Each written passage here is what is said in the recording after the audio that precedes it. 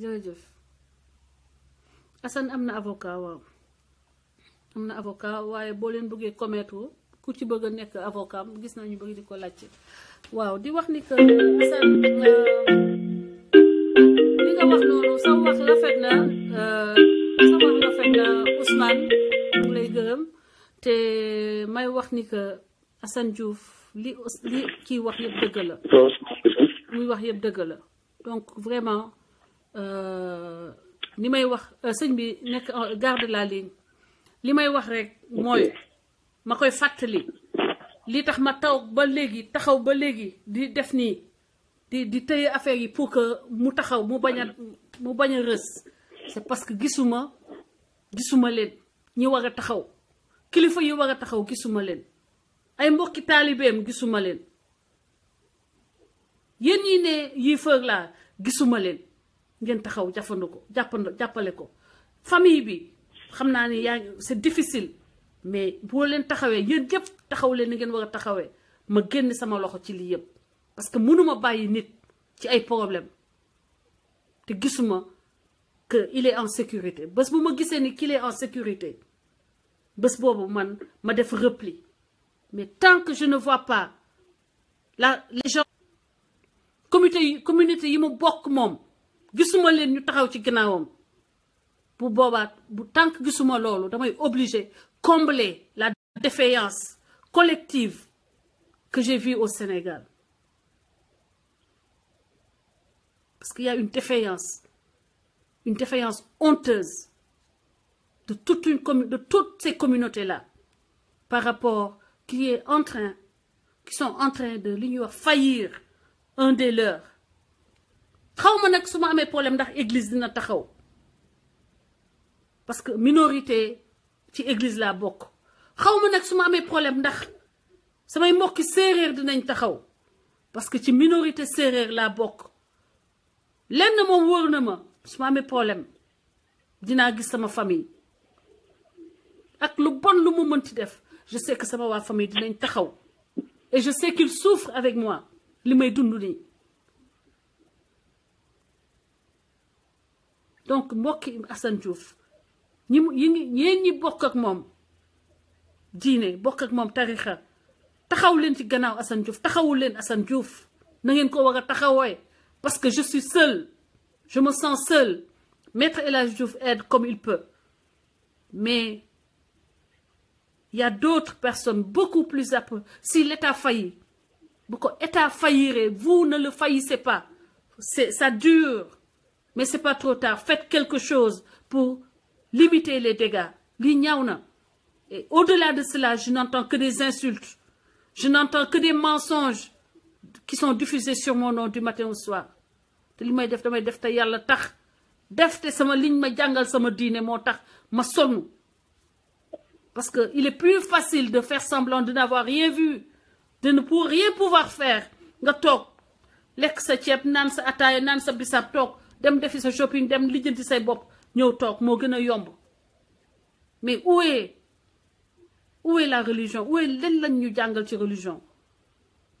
déedéet ce que vous avez fait au plus petit d'entre les miens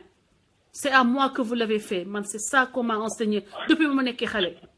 lépp loo def doomu aadama bi nga taseel ci mbedd bi làbb bi démb dafa ne dama la ne man su ma amee problème su ma demee mees toujours yàlla wax ak man ma dégg li mu wax parce que fan yi yëpp saa gi dafa métti sama yaay wooma suñu waa kër wooma ba may xalaat naan lii lu ko fi jar ma dem église démb évangile bi la ñu wax ne ma ka nga romb làbb bi dafa joxe un exemple spécifique boo rombee ci buntu supermarché bi war a dem gis nga romb benn nit ku toog yor pot bi nga romb ko ak reewaande dem dugg ci biir supermarché bi nga dugg rombaat ko joxoo ko lu mu lekk boo demee ëllëg Jésus dina la ne ba ma xiifee joxoo ma lekk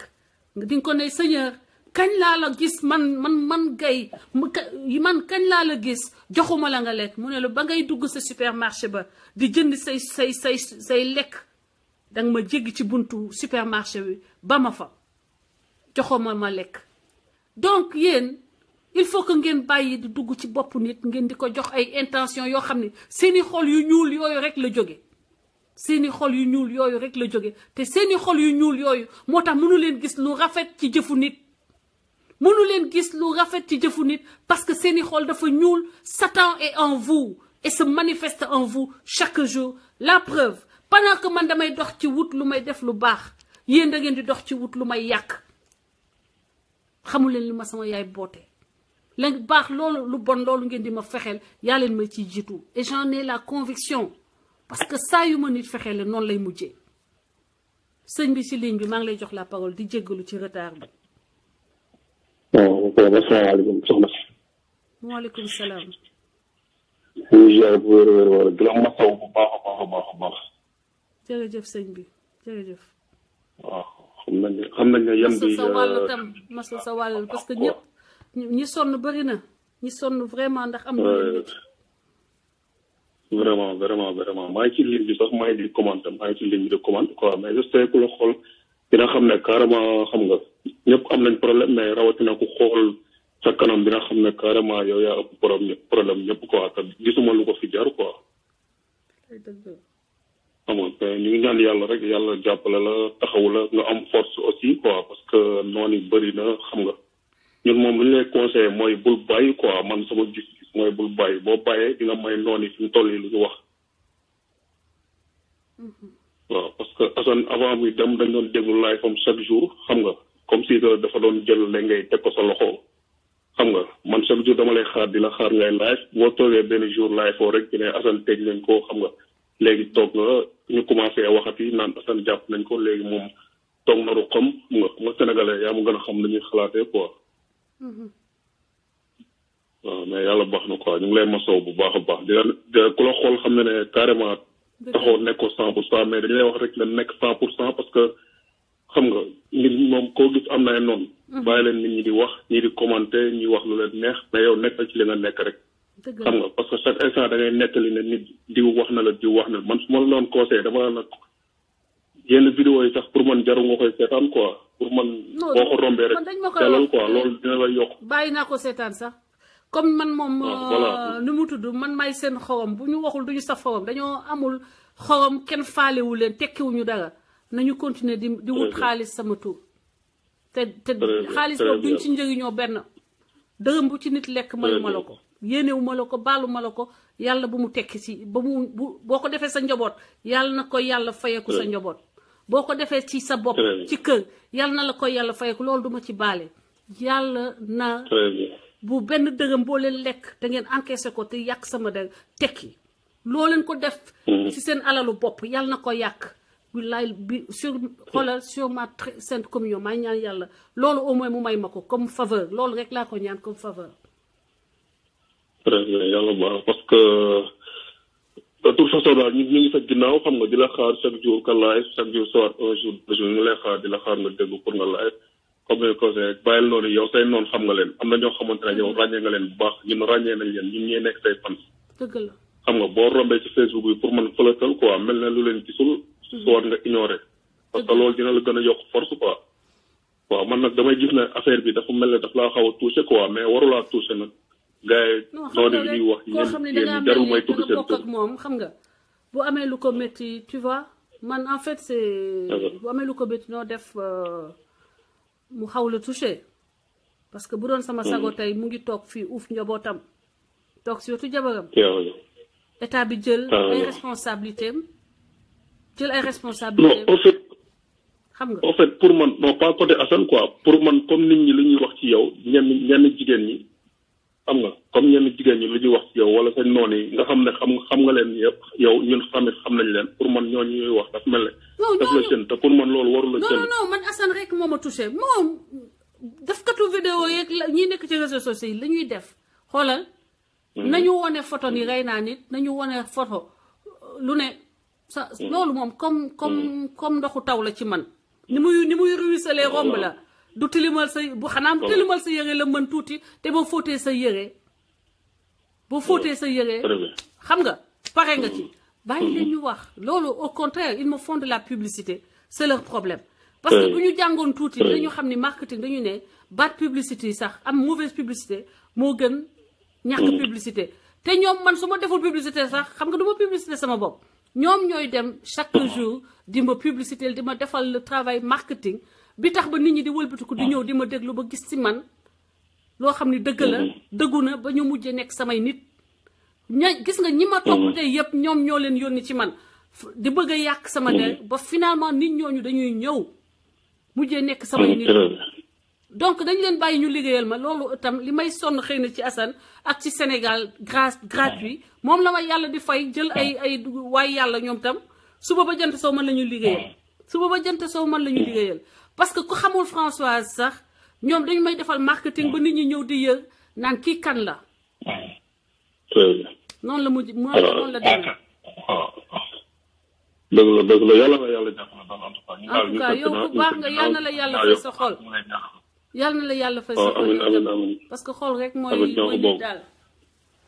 ñu ngi sa ginnaaw ñu ngi suivre chaque jour quoi même buñ tardé si bëgg man dama koy seetaanaat quoi dëgg la en tout cas merci beaucoup incha allah jërëjëf merci amul baay merci beaucoup au revoir ok bye voilà gars yi duñu triste ban morceau laa leen di tegal il faut ma tegal leen kii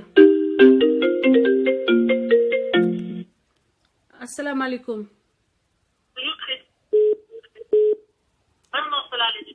allo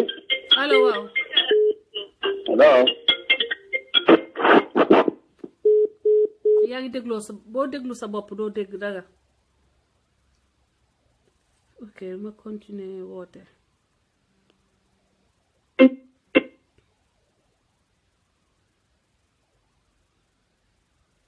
xaar leen tuuti mu dugg am na appel bu ci ligne bi allo allo mais comment se fait-il que mu naan ma j'ai un appel sur la ligne allo oui waaw bonsoir allo oui bonsoir allo oui salaamaaleykum maaleykum salaam ça va na ngeen def ñoo ngi ci jàmm maa ngi ci ligne bi waaw tey man masuma intervenir allo partagez leen ñu ngi lay déglu bu baax sëñ bi masuma intervenir c'est la première fois ma wax ci seen réseau yi waaw bon je ne parle même pas pour le cas de Assane Diouf ou bien quoi que ce soit je parle surtout des Sénégalais li ñu doon ñun ñëpp quoi parce que moi je suis Sénégalais allô waaw ñu ngi lay je suis un Sénégalais par exception ok ñu ngi lay déglu bu baax a baax je suis né au Sénégal j'ai grandi en Mauritanie ok damay wax rek ku Sénégalais ak li ma jàng ñoom parce que man masuma leen xam parce que j'ai fait tout mon enfance en Mauritanie muy un pays que j'ai respecté muy pays bu ma bëgg bu nga xam ne moo def lépp li ma am ci àddina tey lépp lu ma am ci àddina Mauritanie moo ko def si man muy yar di teggin di fulla di fayda ak def lu baax loolu lañ ma jàngal loolu lañ ma xam sama tur siiw na Mauritanie parce que Mauritanie ok sëñ bi lan nga bëgg a wax lan nga bëgg a wax ci thème bi please waaw moom laay wax noonu foofu laa jëm ci dafay gudd quoi non waaw xam nga dama bëgg wax rek jikko sénégalais parce que ñi nekk ci ligne bi moo bëri ñoo bëri waaw il faut nga wax rapidement li may terminer bu leen sennal seen bopp si sénégalais waaw man dama defaloon sénégalais moo gën ci àdduna bi mais ba ma jógee Mauritanie ñëw Sénégal laa soog a xam ni sénégalais moo yées ci àdduna bi waaw li ngay wax doy na waar de sëñ bi non day waar damay wax dëgg te yàlla rek a tax parce que dañ ko dund Mauritanie ok qu'est-ce qui s'est passé lu tax nga wax loolu lu tax parce que bi ñu ñëwee Sénégal bi ñu rapatrié ñu ñëw Sénégal gisuñu kenn ñëpp ñu daw waaw lu ku sàcc ñu ne rapatrié la lu xew ñu ne rapatrié la te pourtant ñun ñu wax rapatrié yu bon yooyu ñu doon xas bu ñun masaan ñëw Mauritanie dañuy joxe ba dootuñu am lu ñu sol. donc loolu duñu jaaxal Sénégal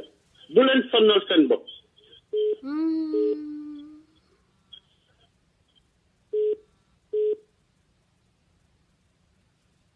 Allô?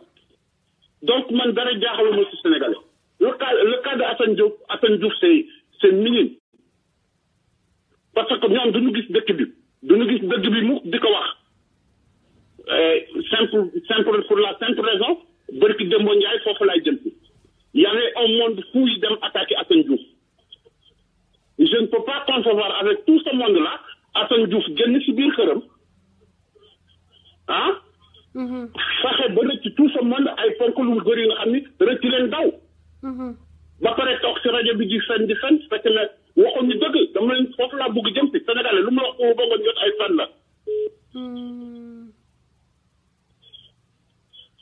nanu wax ni dañu jàmmarloo waa ko ñu Assane Diouf wax nañu nanu wax ni dañu jàmmarloo waa kër Assane Diouf. si dañ ko waa kër mais dañu ni dafa daw. non waa ko ñu Assane Diouf dañoo xeex ak gars yi ñoom kii wax dëgg yàlla jàppale nañu leen bu baax jàppale nañu waa kër Assane Diouf loolu moom mën naa ko wax. waaw non mani ñoom ñi attaqué ci woon Assane Diouf dañu ni Assane Diouf dafa daw. non moom moo daw parce que Assane jaasi la yoroon. effectivement loolu laa wax noonu. man loolu la ma Assane mais li ma jaaxal avec tout ce monde là naka la leen Assane Diouf mën a échappé. waaw bu dee daa daw kay xam nga ni mënul daw ba rëcc 10 groupe nit ñooñu yëpp ñu wone ci. non groupe nit. ba pare ñu ni waa koñ bi faalewuñu ko waa kër Assane Diouf faalewuñu te waa koñ bi ñooy génn xeex ak ñoom. ak waa kër Assane Diouf. yow tu es bien informé de. non je suis les informations à chaque fois. tu es bien informé. donc foofu laa leen foofu laa bëgg jëm si xamal leen ni Sénégalais lu mu wax suba ba ngoon jot dul la.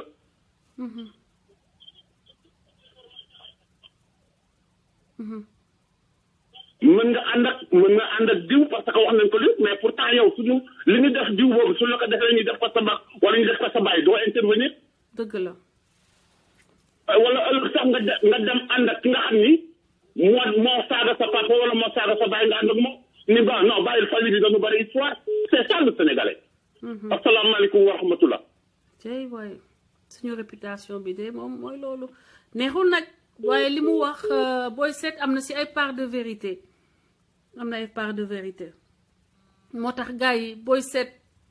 damay dégg sénégalais yi di wax di jàmbat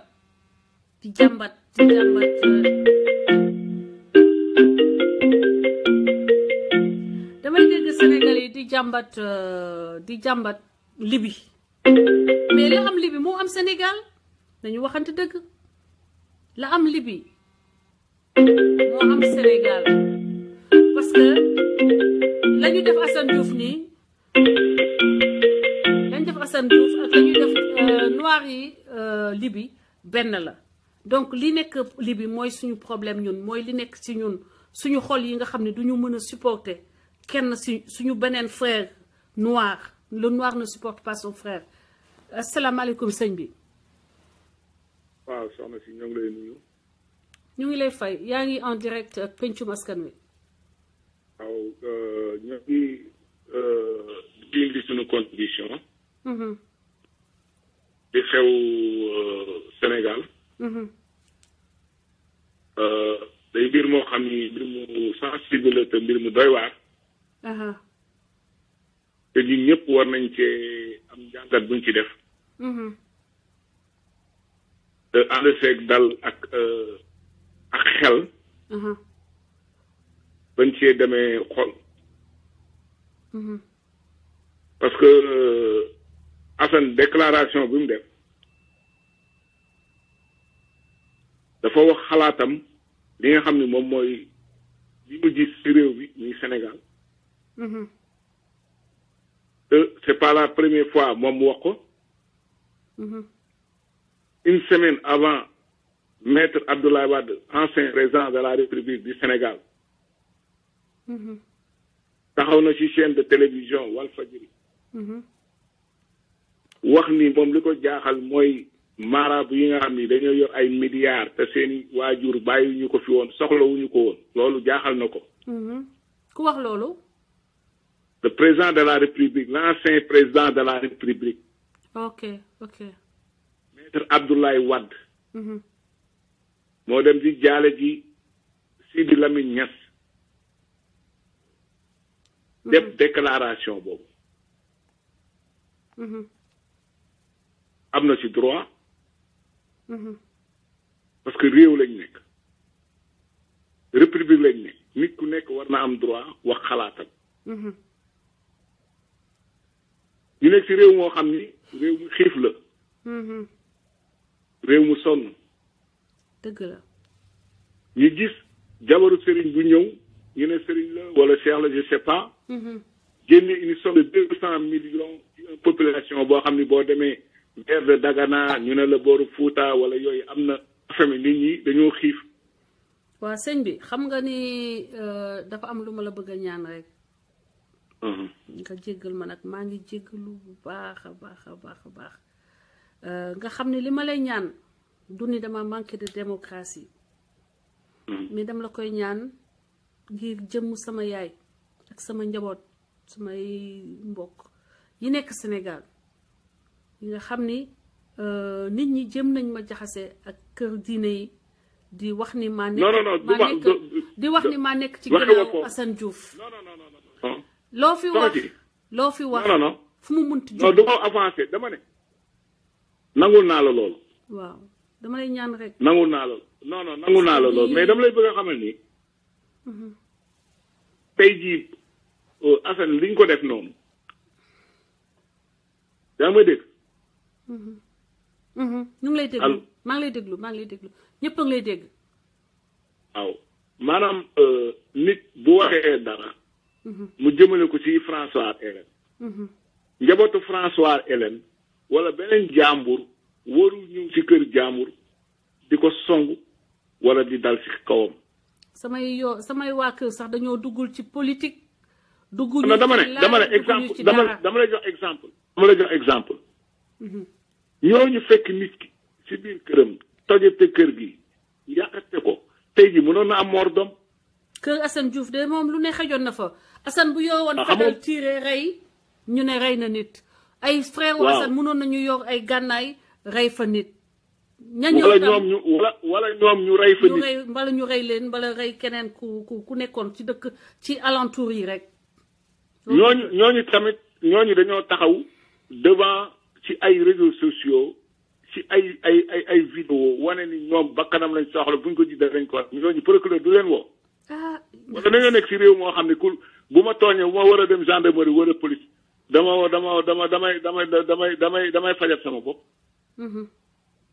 ñooñu dañ leen war a woo laaj leen ku leen jox ndigal loolu wala ku leen ban réew lañ nekk ba ku mu neex dem di fajal sa bopp. man waxuma li Assane wax. man loolu engagé wu ma. ba moo ko wax. ñam ko waxal ak kam ko wax bu ko mënee supporter baax na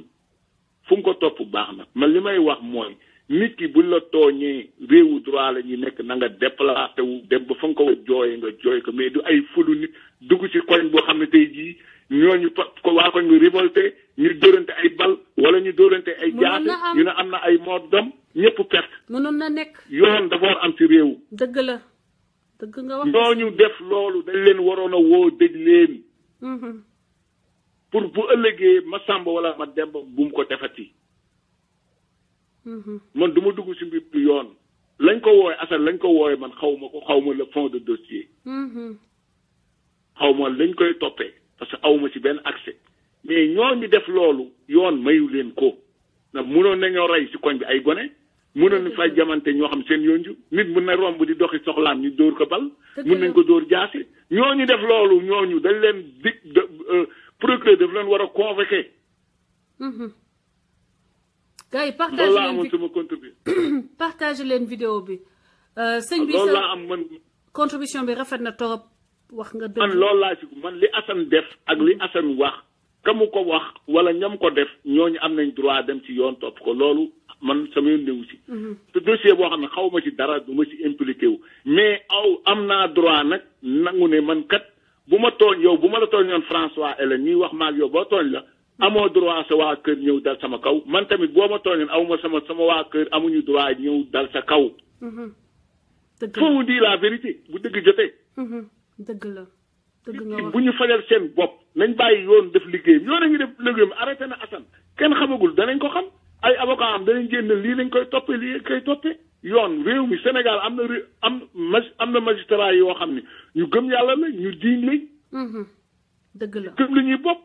am na ay jullit am na ay chrétien ñu respecté lu ñuy def respecté ak doomu aadama nañ leen bàyyi ñu def lu ñuy liggéey nit ñi mënoo leen atteloo lu ñu bëgg te atte tu lu dul dëgg magistrat yi jub ñoo fa nekk dëgg la mais liñ du procureur man je lance appel à procureur Serigne Bassirou Gueye nañu woo ñooñu nga xam ne tey jii bëgg a dal ci kaw mais man waxuma Assane sax famille Assane mais koñ boobu buñ jàmbaar la ñu rey waa koñ ba kenn wala ñu rey ci ñoom seen groupe après kan la ñuy topp il faut que ñu delloo mbir yëpp ñu teg leen ci ku nekk ku tooñ yoon am na fii ñëpp nekk légalité mais bu ñu soxo mbir mi bu ñu taxaw fee bu ma waxee ma sàmba rek ay groupe ñi ñëw taxaw suma buntu kër yor jaase na dam leen rey buñ ma fa fekk rey sama jabar wala rey sama doom loolu moo dul yoon c'est pas du tout normal ouais dëgg la wasalaam loolu laa ma lu may wax jërëjëf sëñ bi merci beaucoup gis ngeen waxtaan dafa am solo contribution yi bu ñëw gën a édifier gën a renforcer au moins suñu xam nga xalaat suñu kii attends moo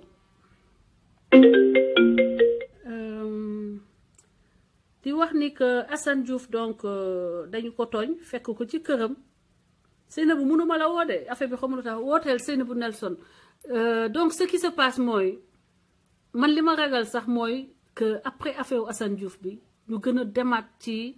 règne insécurité ci benn côté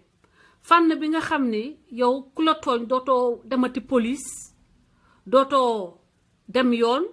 da ngay daal di jël sa fetal wala nga dem jël sa jaas yi dem jéem a fajal sa bopp et c'est ça qui est dangereux et c'est ça que la justice sénégalaise doit dissuader nonobstant que le procureur le procureur lui-même avait des problèmes avec Assane. Le procureur avait des problèmes avec Assane peut-être que bokk na ci des gens yi nga xam ne Assane attaqué na leen war na nekk au-delà de Assane war na xool li mu war a sauvegarder ci société sénégalaise ok donc di wax ni que lii nag défaillance collective la ñun ñëpp défaillir ñun ñëpp raté quelque part man j'ai essayé de faire ce que j'ai pu avec les moyens du bord et toutes les personnes qui sont avec nous maintenant c'est à l'État de prendre ses responsabilités et d'agir en responsable déjà rek digne du nom d'incarner ay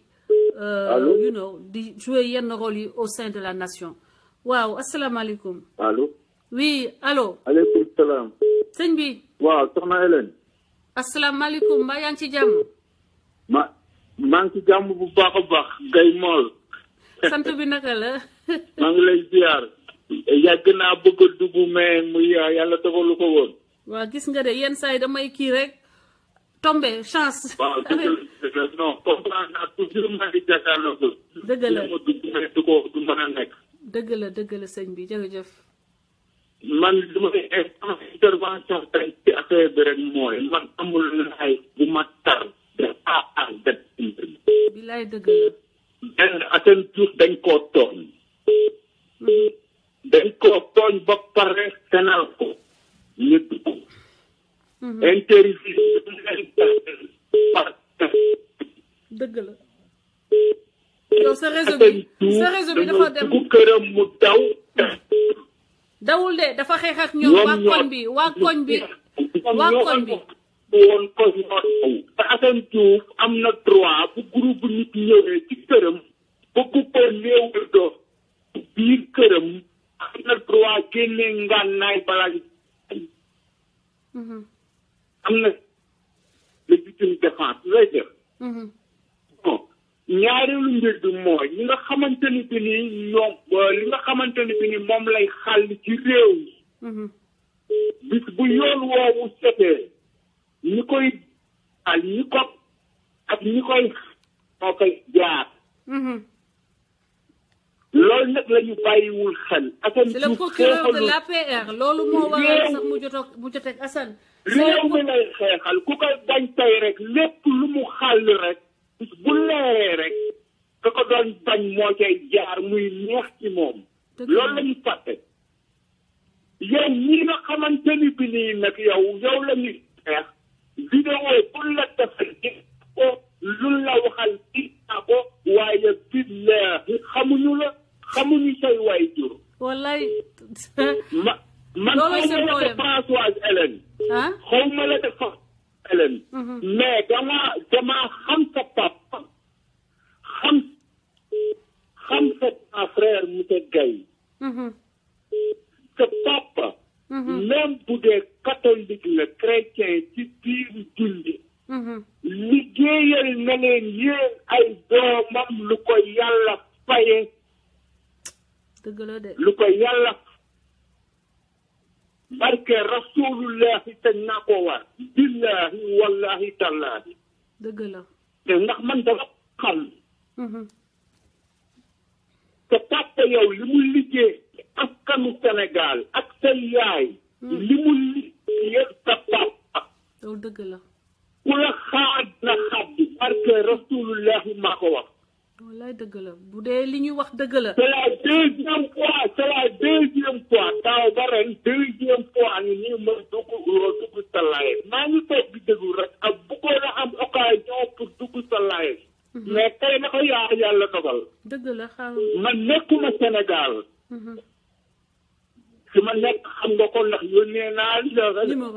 la message xamal la ko man maa ngi tudd Daouda Diaw nëbbatuwuma Daouda Diaw laa tudd nëbbatuwuma ok sa papa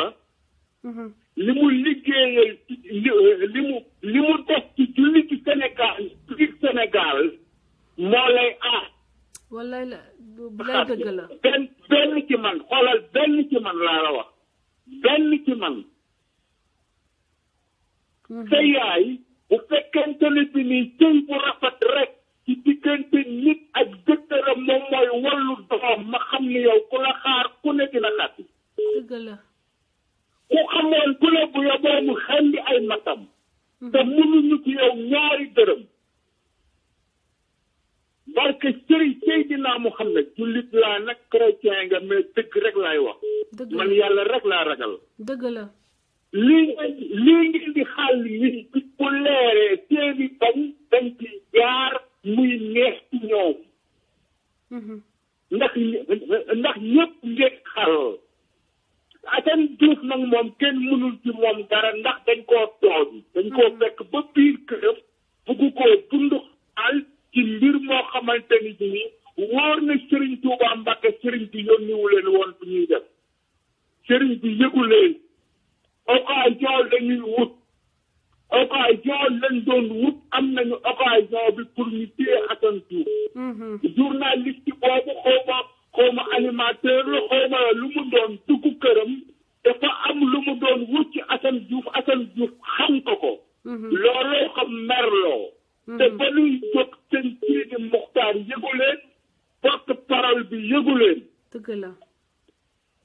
dafa am benn vidéo boo xamante ne bi ni vidéo boobu 2005 la xoolaat naa ko ci YouTube bi ba gis original bi teg ko déglu ko comparé ko moom la ñu indi mel ni sëriñ bi Assane ci mbiru Assane Diouf la doon wax dëgg la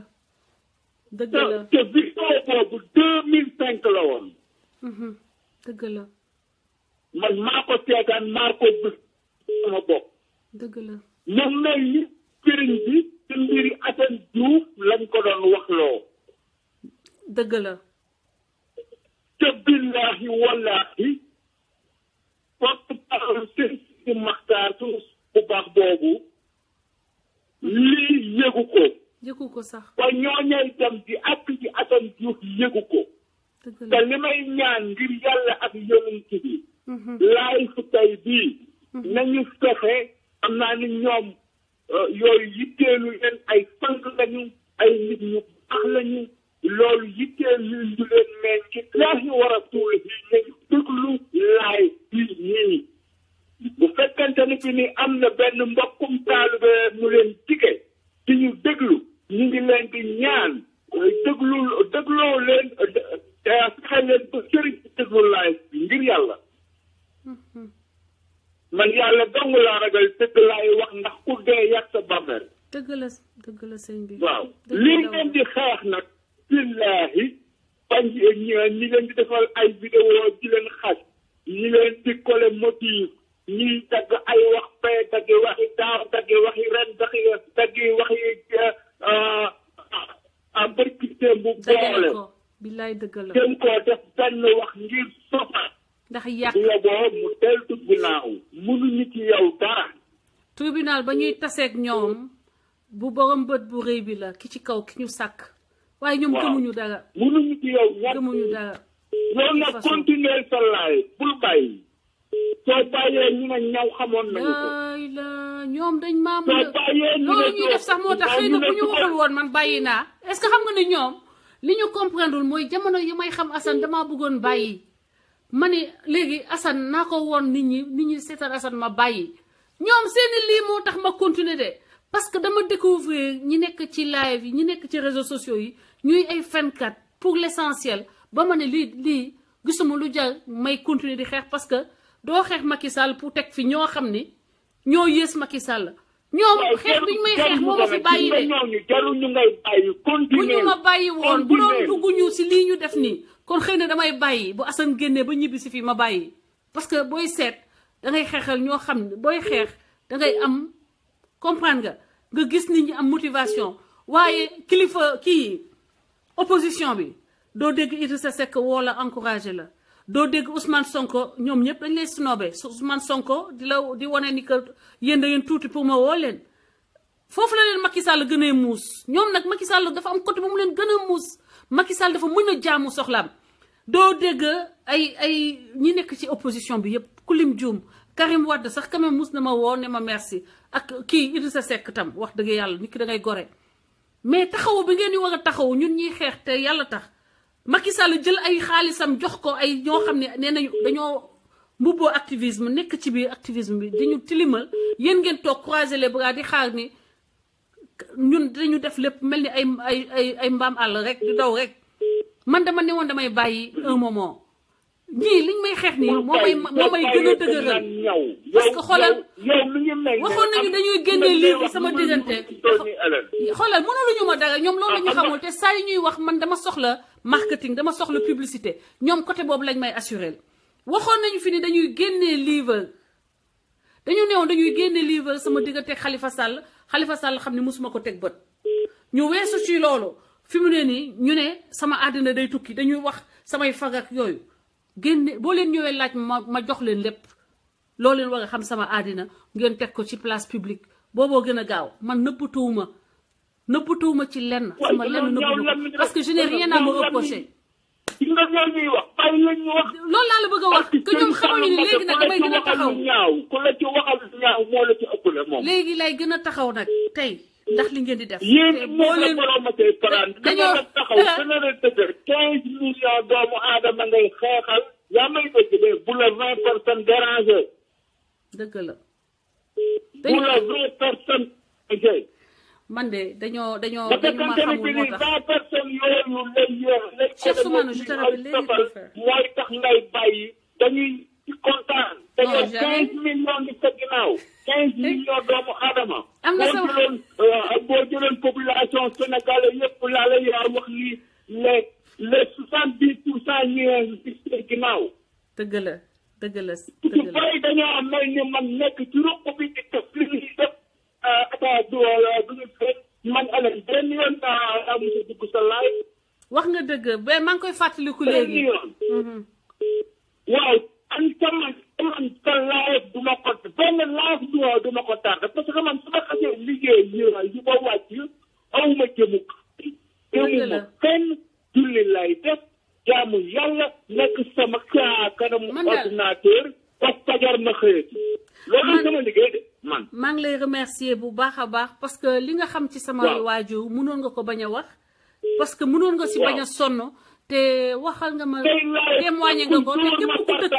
nga yëg ak nga yëgul yaa may dégg de képp ku dëkk Thiès ku dëkk Thiès laa wax li mu wax nii mun nga ko wax ci sama pap mun nga ko wax ci sama yaay laa lay wax nii jamono yi ma nekkee Sénégal sama xarit la na ko laaj merci beaucoup jërëjëf sëñ bi sama frère la sama xarit la merci maa ngi lay sant di la am na benn verset bu mu amoon ci benn dëkk parce que du ma ko tudd parce que bugguma ko xaw ma ndax moom tamo dafa discret ba nga xamante ni bi nii bon buggul ko wax ci ay mbiram quoi xam naa ko bu baax bu dee sareet bu dee lu mu outil bu mu bëgg ci verset boobu man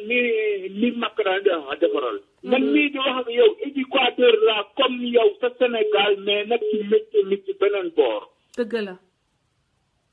bi may ñëw fii Sénégal 21 apprenti la bàyyi sama atelier 21 wallaay dëgg la ndeysaan te taxul ma tëj ko dafa leen ko bàyyee ñëw fii yaa may dégg bu baax dëgg la man dama laa xam bu baax a baax te sa bàyyi dafa def ci man loo xamante ne bi ni mënu ma koo fay dëgg la xam naa ay naw jamono yooyu loola mu def ci man nag moom du ma ko wax ci télé bi ñëpp xam naa bu baax li nga bëgg a wax mais ñu ngi lay remercier bu baax voilà mënu ma koo fay laa lay wax nii da daan toog laa lay wax nii di dugg ci biir àll bi ngir doomu aadama yi wallaay dox na guddi buy dem tey buy dem tey day dox ci biir rab yi dem wallaay dëgg la du xalaat sax bakkanam rokkee yow loolu xam nga ni dëgg la du xalaat sax bakkanam képp ku dëkk Thiès xam nga loolu jaan mën na koo màtt bukki mën na koo lekk wallaay dëgg la mën na koo fàtt yàmm lu ne mënoon na ko fàttal mais yàlla ko doon aar gis nga yàlla ko doon aar ndax baax li muy ay turóondoo fu ne la am turóondoo ndax loolu yàlla sunu borom di aare yow yaa may dégg bu baax amiin ndax loolu seen bàyyi ko liggéey seen waajur ko liggéey seen muyu ci yéen bàyyi laa lay wax nii jërëjëf sëñ bi jërëjëf Daouda man maa la ko wax merci beaucoup lii yàggoon naa koo bëgg a wax mais heure bu ma sole doo mën a dugg sama profil WhatsApp waaw dinaa man c'est que appel yi ñooy bëri dafa yaakaar ni man ci gaayu caméra mi laa bokk wallaay du loolu sax xamul sama bopp profil WhatsApp du loolu dinaa la enregistré su ma paree léegi dinaa enregistré sa numéro su ma dugalee benn auditeur dinaa la enregistré jërëjëf merci beaucoup yow góor nga ñi lay xaar ñëpp xam naa ni ñëpp ngi lay déglu dëgg la ñi lay xaar bu yóbboo ngeen xàppi bu yóbboo ngeen bàyyi alal tey mënoo leen ci moom ñaari dërëm parce que Seydina Muhammad sallallahu alayhi wa sallam jërëjëf mënoo leen ci moom dara Daouda kontaan lu ngeen ko gën di faxee yàlla di ko gën di aar di ko gën di yéeg looloo am na la ko mën a tegal ndax sama teg sama tànk xam naa ko man lambatuwuma li may wax dama koo xam dëgg la bu dee sa yaay si bu dee sa baay nag man joxoo ma ma lekk joxoo ma ma naan yaa may dégg de man xamuma la man sa mag laa xam ak sa papa ak sa yaay jërëjëf kontaan naa trop waaw man joxo neexaloo musuñoo waxante téléphone doon noonu laa bëgg dëgg la live muy daaw dëgg la waaw te man yàlla rek yàlla jërëjëf sama biir bàmmeel man dong kon lu may wax lu leer lay wax te li may wax lu leer la barke Sëñ Tuuba xam naa li nga wax waa Thiès kenn du la ko boo ko waxee kenn du ko weddi Thiès fa ma dëkk nit ki nag boo bëggee xam ndax nit ku baax la mu déet fa mu dëkk ngay dem waaye du ci réseaux sociaux ak ñoo xam ni maanaam mënuñu réussir ñàkk réussir moo leen sonal parce que góor yi réussir amuñu jotu wax du bon du ko jur te yaay doom ji tegatu juru ko bu ko jur dëgg te la yaay yow doom ji ranke moom mënu ko doomu aadama te yaay du ko jur dëgg la loolu moom dëgg la Thérèse di maa la ko wax lu mel noonu loolu ñu may ji sama yaay jugul ku mel noonu ma ko waxul woon ma am jàmm wax naa ko léegi mën na maa nelaw. merci beaucoup jërëjëf. Assane Diouf nag moom li muy xeex ak li ngay xeex benn yoon la boo xamante ni bii yéen a ngi koy xàllu. dëgg la muy lu tegal Sénégal. ñi leen di xeex ñi leen di bundu xataal ñi leen di soxore. dëgg la bu yoon wa leeree kenn du leen ci appelé. ñun yàlla bàyyi leen loolu xam. dëgg la dëgg la jërëjëf Daouda. jërëjëf loolu Hélène yal na la yàlla fay merci beaucoup. Cheikh woo ma parce que mënuma woote Cheikh wooteel parce que yàgg nga nekk ci ligne bi di remercier bu baax Daouda Diaw ñu ngi kontaan bu baax ci témoignage boobu nga def ñi mën a témoigner ci sama yaay ak sama papa bëri nañu di wax ni que li ñuy def nii li tax bu ci Sénégalais yi gisee seen bopp c'est parce que dañoo gis ni que dëgg la ñuy wax Youssoufa Gueye wooteel Cheikh Soumane wooteel waaye man gisuma waaye xamewuma sa numéro Cheikh Soumane ok asalaamaaleykum xaw ma ku nekk si ligne bi waaye maa ngi lay dalal bisimilah allo ok kooku dem na allo asalaamaaleykum ok xaaral ma jël bokk ñiy woote oh là là ay waay mënuma sax gars yi may leen ma woote am na ñuy woote ci ligne bi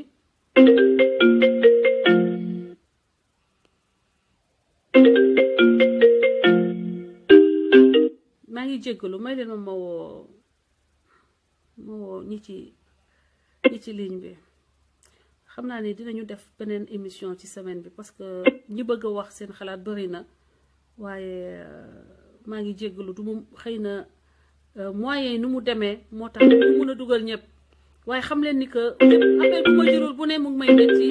mais pour de ok su ma dugalee Cheikh Soumane ma dellu ci Moustapha asalaamaaleykum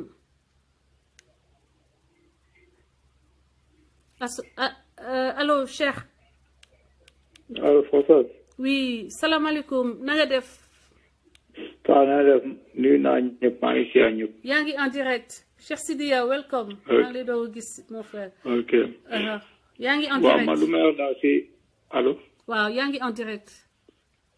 man daal lu may wax daal si affaire Assane c'est une personne boo xam ne dama ko doon suivre mais j'étais contre les insultes. dëgg la. saagi moom dama si musul woon ànd voilà. dëgg la mais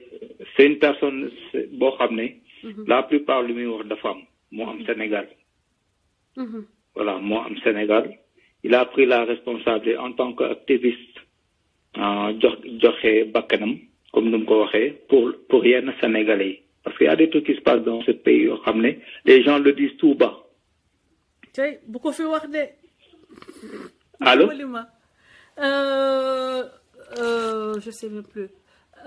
li ma bëgg a wax mooy donc on a arrêté Assane et j'aimerais nga jox ñu sa analyse ci le fait par exemple ni ma cadré débat bi muy le fait que Souleymane Jules Diop def na lu yées di Assane def parce que Souleymane Jules Diop dafa newoon que benn kilifa dina dafay naan sàngara wax ci ay moom wax ba mel ni daf ko xeeb ba tudd sax man ba ma ko dégloo fan yi nii damaa xaw a choqué Souleymane Jules Diop ak ñeneen d'ailleurs Moustapha Cissé Lo def na aussi lu ni mel dëggam déet kenn mënu ko weddi Moustapha Cissé Lo def na lu yées li Assane def Souleymane Jules Diop def lu yées yu jéggati li Assane def ñooñu ñu ngi nekk tey ci wetu Macky Sall sës ko rëkk lu dëgg waaw muy benn ñooñu non seulement nekk ñu en prison kenn arrêté wu leen mais tey ñu ngi yor ay postes ministériels ou des postes régaliens en tout cas postes yu am solo biir Sénégal maître maa ngi lay nuyu bu baax a baax welcome my brother di wax ni Assane Diouf donc est issu de la masse c'est-à-dire comme man de masse populaire amuñu doole amuñu ndomba tànk donc ñi am ndomba tànk ñi xaritu Macky Sall ku ci wax da kilifa dina amul problème mais boo nekkul ci côté Macky Sall nekk doomu baadoo la boo waxee lu dara ci kilifa diina wala ci lenn rek yow mën nañ la yóbbu kaso waxal ak gaa suñu gaa yi ma dem ubbi buntu pour samay doom. allo. waaw yaa ngi en direct waxal. waaw man sama analyse bi daal mooy Assane daal on l'a utilisé gars ils l'ont utilisé parce que tey am na ñoo xam ne ils sont dans le gouvernement de Macky Sall am na yoo xam ne c'est côté Mouride ils veulent bien le dire salir mais ils ont utilisé ce gars-là pour qu'il le fasse à leur place loolu moo am tey quand on parle de respect tey sëñ Saliou amul morom Cheikh Ahmadou Bamba amul morom Mame Abdoul Aziz Sy Dabakh amuñu morom ñooñu dañoo liggéey mais quand on parle de la petite minorité ñoo xam ne ils se disent aujourd'hui musulmans comme je les appelle une petite mafia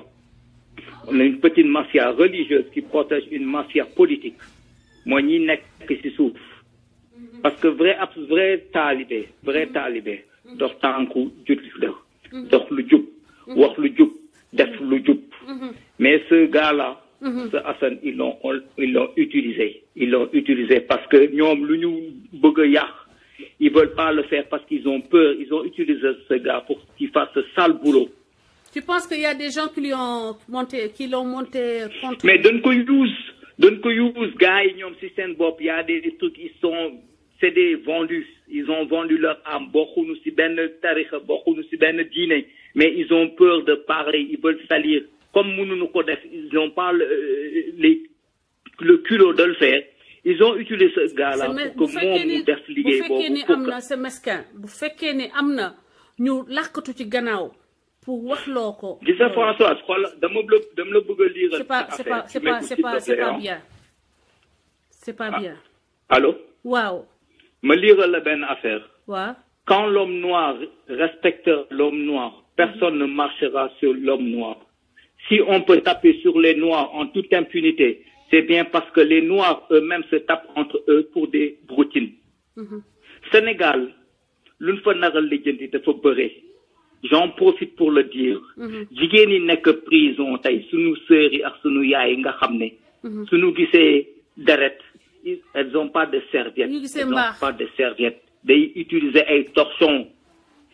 tey ma wax la 100 mètres cellule 10 plus de 170 prisonniers qui sont dans des cellules tey sida bi mu ngi daw ci prison yi même les prisonniers eux-mêmes demandent à ce que l'État ñu leen di fournir ay préservatifs kenn du ko wax des enfants de 5 ans 7 ans sont violés à Colobane 14-15 ans ñuy violer ay xale kenn waxu ko. En Libye, on parle de rapatriement des hommes, mais en Libye, il y a des mamans qui sont là-bas avec leurs enfants à bas âge, qui sont vendus comme esclaves, qui sont actuellement dans des maisons comme esclaves. Des mamans, sunu ay sœurs, sunu ay yaay, ak seen ay doom, kenn waxu ko. En Arabie Saoudite, nos femmes sont violées le soir, duñu lekk ci waañ yi fanaan. On les utilise. Une mafia qui est au Sénégal, boo xam ne tu payes 2 millions, 3 millions, Sénégal lay commencé. ñooñu ngay jox ay millions ñu yóbbu la su la yóbbee ba si yoon mais on te laisse tu te démerdes tout seul quand tu arrives dans ces pays comme la Libye ay Mauritanie en Arabie Saoudite on te confisque ton passeport tu es vendu comme esclave man tey cher je dis association les étoiles talibé au Sénégal il y a pas d'indépendance parce que on dañu yilif tubaab yaa nu yilif on nous parle de l'abolition de l'esclavage il n'y a pas de l'abolition de l'esclavage parce que on est en 2017 on nous parle toujours de l'esclavage ñu ngi Sénégal di jël suñu ay propre ay doom des Sénégalais noirs de peau di jël seen ay doom di leen takk ak ay chaînes kon arrête de me dire que indépendance abolition c'est des conneries mais ñu activistes ñun Sénégalais am jom xam ne tey am na ñoo xam ne tey ñu ngi toog ci seen tànk on va se battre pour que ñu yëkkati der nit ku ñuul.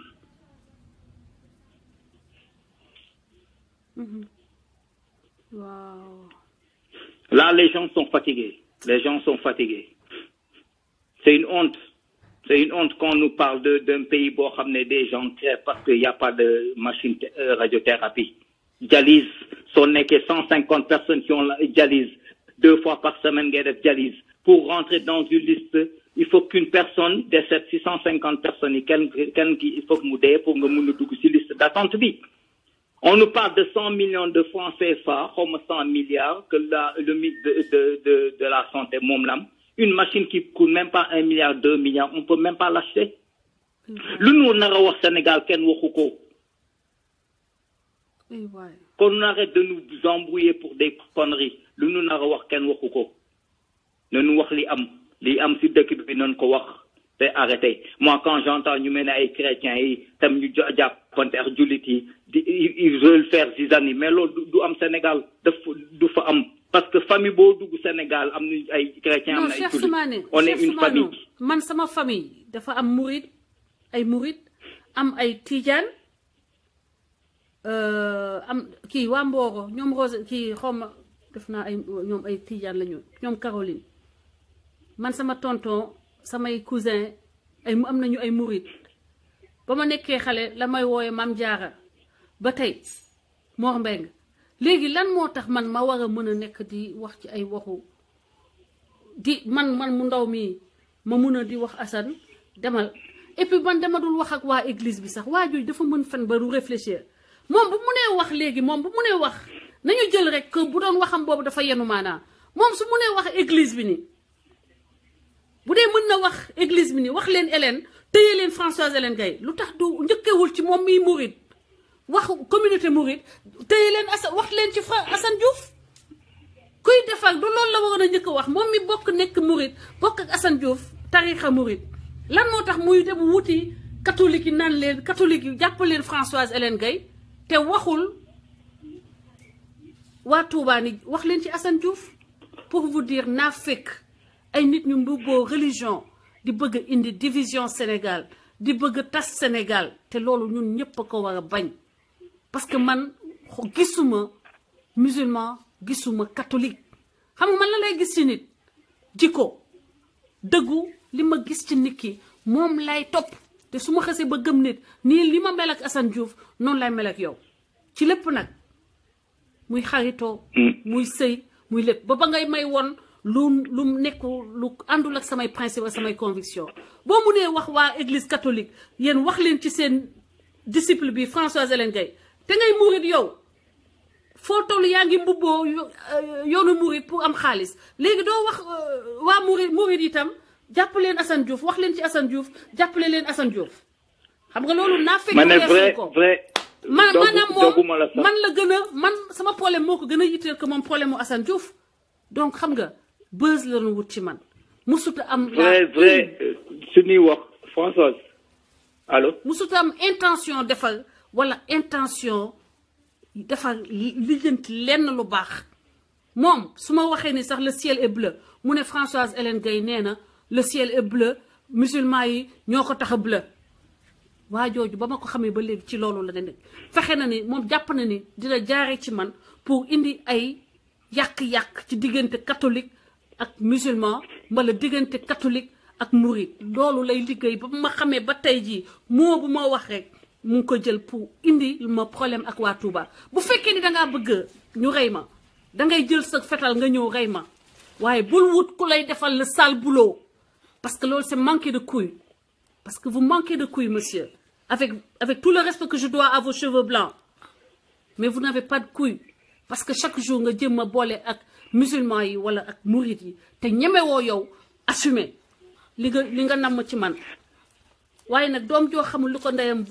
you know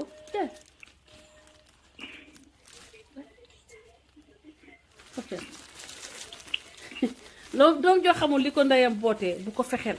parce que xamoo ndax yow di nga fekkee jour bañ koy faagaagal wala leneen te nag war nga am leneen loo tal à ton âge tu es très plus proche du tombeau que d'autres choses nga jéem a jël sa kurus am setal sa xol boobu nga jéggalu parce que fenal nga ma fen yu métti fenal nga église catholique fen yu métti fenal nga Cheikh Alassane Sène fen yu métti di ñu jaxase ak ay ñoo xam ne ñun dañ leen bëgg ma am ci ay xarit rek ndax ci ñoom ak ñoom rek lay waxal ñoom rek laa waxal you welcome baby am ci nag aime ton prochain comme toi-même exactement loolu mooy suñu moto maa ngi lay bàyyi nga conclure mon frère parce que xale yi ñibbisi nañu. waaw ma war a dem léegi lu may conclure daal mooy sëñ Touba nee na topp leen sama tànk man pour man de man lu ma gëm ci histoire bi tey am au niveau avec Assane là avec la communauté mouride vrai mouride yi de du ñu comporter wee comme ni ñooñu def parce que mouride ak mouride jéggale dox lu rafet wax lu jub def lu jub voilà man loolu laa